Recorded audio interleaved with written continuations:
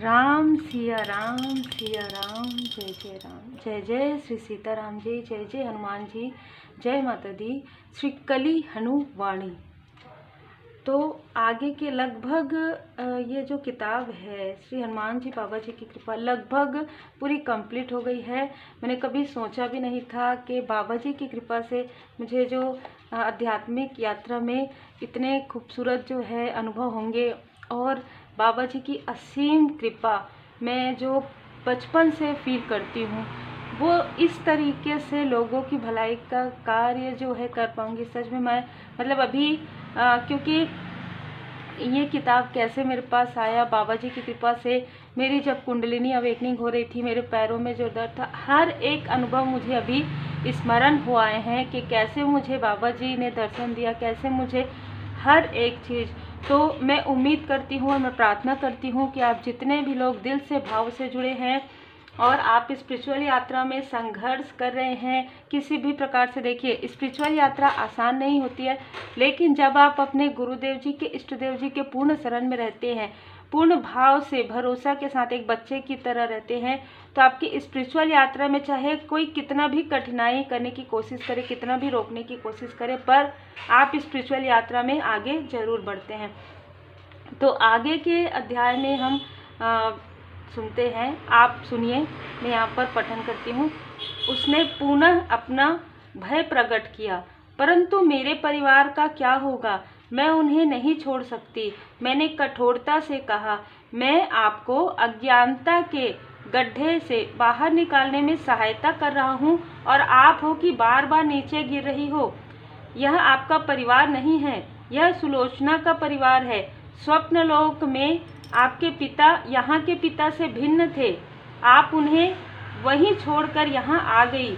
हर दृश्य में किरदार के अन्य वस्तुओं और व्यक्तियों के साथ कुछ संबंध होते हैं। जब आत्मा एक दृश्य से दूसरे दृश्य में जाती है तो वे संबंध आत्मा के साथ नहीं जाते, आत्मा के साथ कुछ नहीं जाता।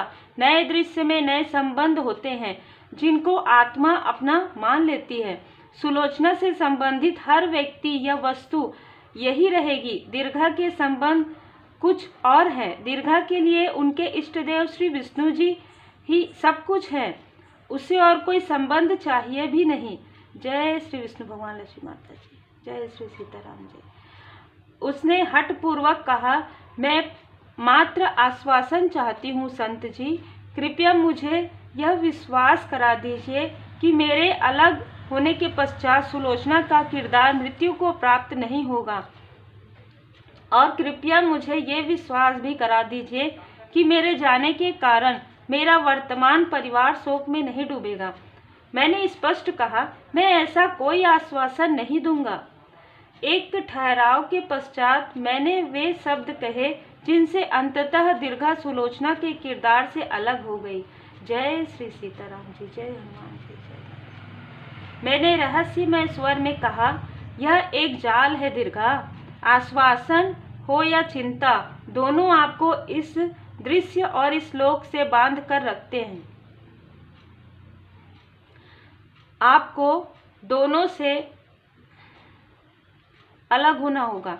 सुलोचना का किरदार आश्वासन मांगता है तो मांगने दो। मेरे आश्वासन देने से मना करने पर सुलोचना का किरदार कोई प्रतिक्रिया करता है तो करने दो। बस आप सुलोचना की अनुकृति करना बंद कर दो। यदि आप सुलोचना के साथ प्रश्न उत्तर, चिंता, आश्वासन, भय, निर्भयता, सहानुभूति, उदासीनता आदि के चक्र में घूमती रहोगी तो अलग नहीं हो पाओगी। अपने जागृति विन्यास पर पुनः पकड़ पाने के लिए दीर्घा को जागृति की बस एक छोटी सी चिंगारी की आवश्यकता थी। उसने सुलोचना का किरदार छोड़ दिया। ठीक उसी क्षण सुलोचना की अपनी आत्मा उसके किरदार में लौट गई। क्यों? क्योंकि वह नहीं लौटती तो उसके किरदार में सुरों और असुरों का प्रवेश हो जाने का संकट था। जब भी किरदार पर संकट मंडराता है, उस किरदार की आत्मा स्वप्नलोक से वापस आ जाती है।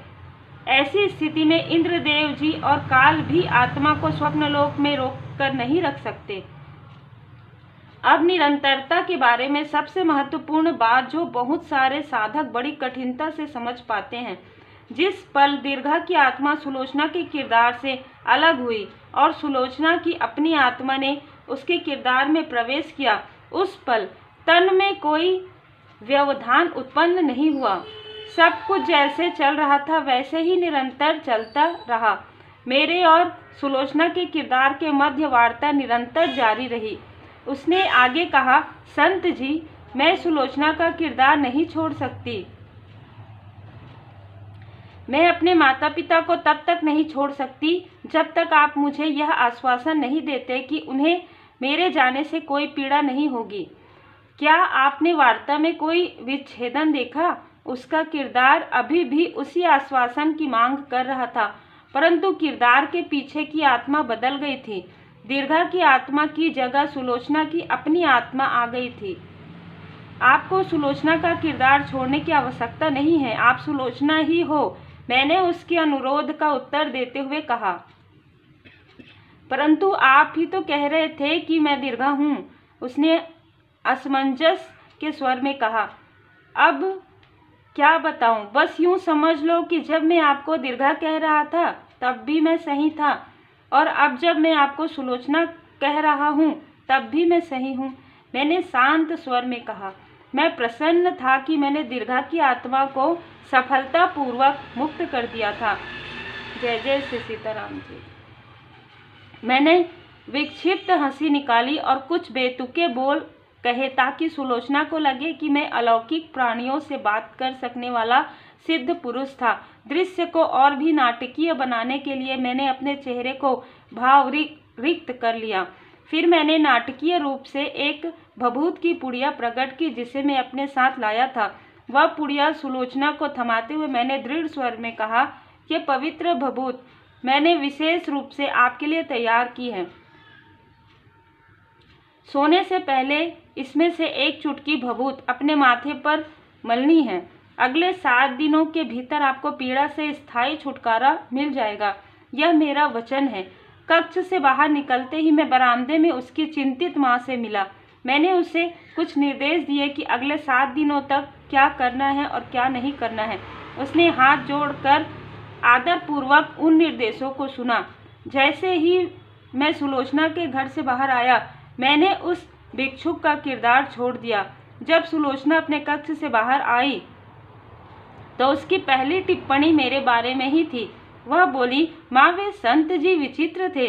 पहले तो उन्होंने मुझे विश्वास कराया कि मैं दीर्घा हूँ, सुलोचना नहीं, और तत्पश्चात वे स्वयं ही इस बात से पलट गए। हाँ, वैसे थे तो वे कोई जानकार, वे यह जानते थे कि मैंने सपने में क्या दृश्य देखे। सचमुच उसकी माँ की आंखें नम हो गई थी। वह बोली, इस समस्या के समाधान के लिए हम कहाँ कहाँ नहीं भटके। जब हम सभी आशाएं खो चुके थे तब सर्वशक्तिमान परमेश्वर ने इन संत जी को हमारे द्वार पर भेज दिया। प्रभु की महिमा अपरंपार है।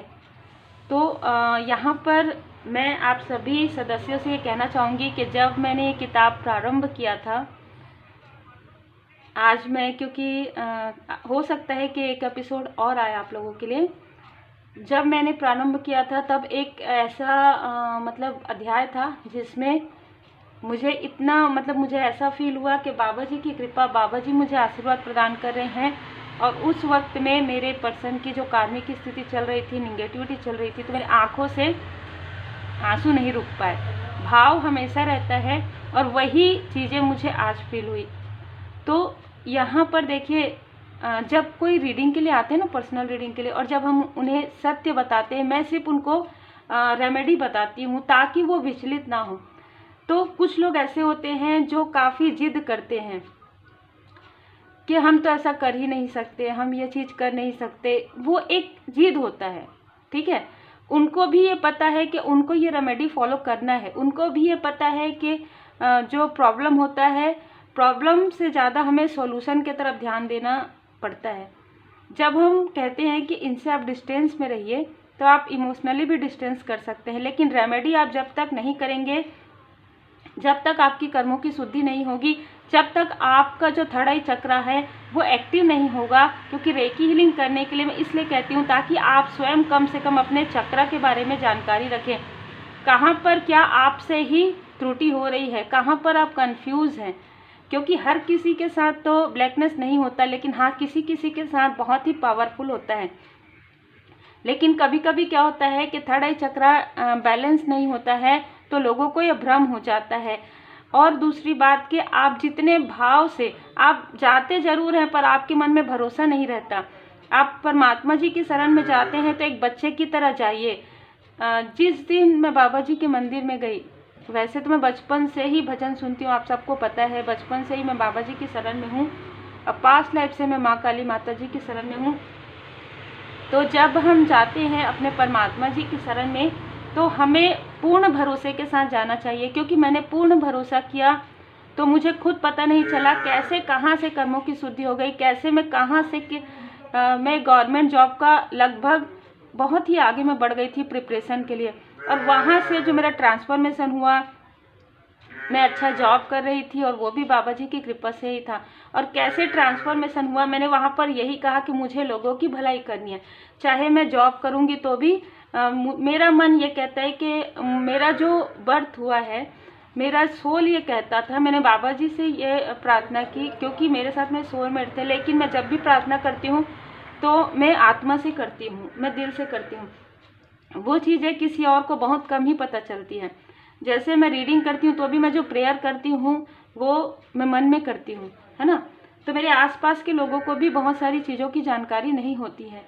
तो मैंने बस इतना ही कहा कि मुझे जो कुछ भी चाहिए, चाहे मैं अच्छे पोस्ट में हूँ, चाहे मैं मुझे जो भी चाहिए, उसमें मेरा आत्मा कहता है कि मैं लोगों की भलाई का कार्य करूँ।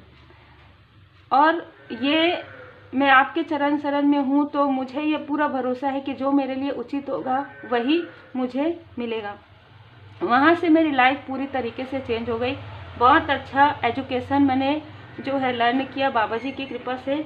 अच्छी खासी एजुकेटेड हूँ मैं, और बाबा जी की कृपा से ही सब कुछ मुझे प्राप्त हुआ।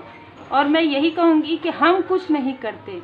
यदि मुझे मेरा एजुकेशन भी मिला, मुझे मेरा लाइफ पर्पस मिला, मुझे तो पता भी नहीं था कि मेरी जिनसे मैरिज हो रही वही मेरे हाई लेवल सोलमेट कनेक्शन में है।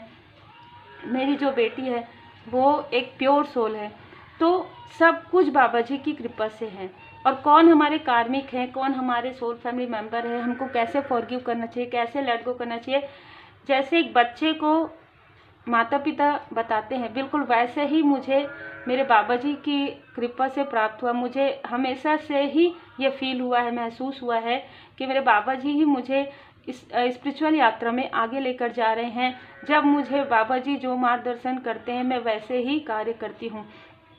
तो उम्मीद है आपको श्रवण करते हुए भी उतना ही आनंद हुआ हो जितना मुझे पठन करते हुए, क्योंकि मैंने आपके साथ ही ये किताब जो है पठन किया है।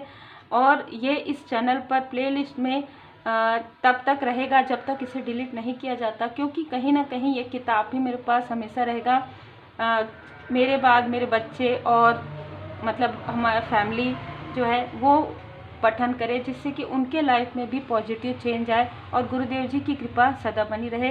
तो हम नेक्स्ट एपिसोड में आगे का अध्याय पढ़ेंगे। तब तक आप सब अपना ध्यान रखिए। Take care. श्री हनुमान जी बाबा जी की पूर्ण शरण में रहिए।